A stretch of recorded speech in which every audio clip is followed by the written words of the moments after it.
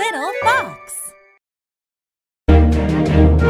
Gulliver's Travels, Chapter 2, Prisoner in Lilliput.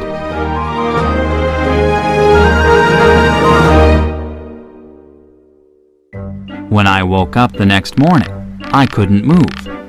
I must still be tired from all that swimming, I thought. But soon I discovered why I couldn't move.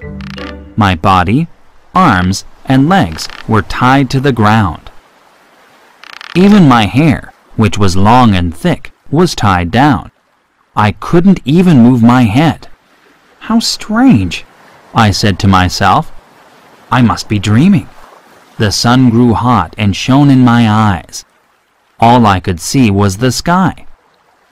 Soon I felt something crawling on my left leg. It must be a bug, I thought. It moved up my body almost to my chin. I looked down and, to my great surprise, saw a tiny man standing on my chest.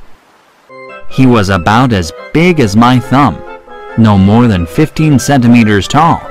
In his hands, he held a bow and arrows. I felt many more little men crawling over me.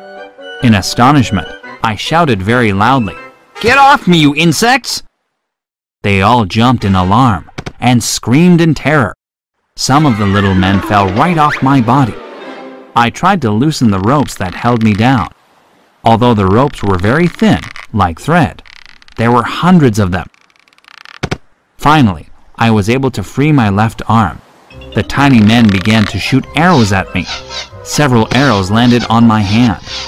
Others hit my face and chest. "Stop that! It hurts!" I cried out. I decided to lie still and see what would happen next. The little people gradually became brave and came near me. They built a platform beside my head. One of them, an official of some kind, climbed onto the platform.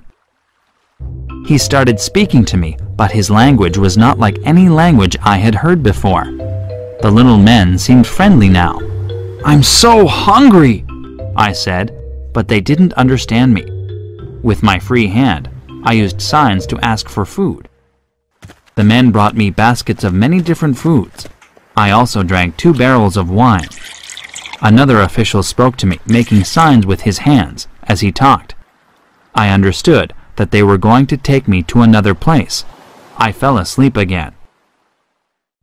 Later, I found out that the wine had contained something to make me sleep. I also learned about the island and what had happened while I slept. The island was called Lilliput. Its king lived in a castle in Mildendo, the capital city, which had high walls around it.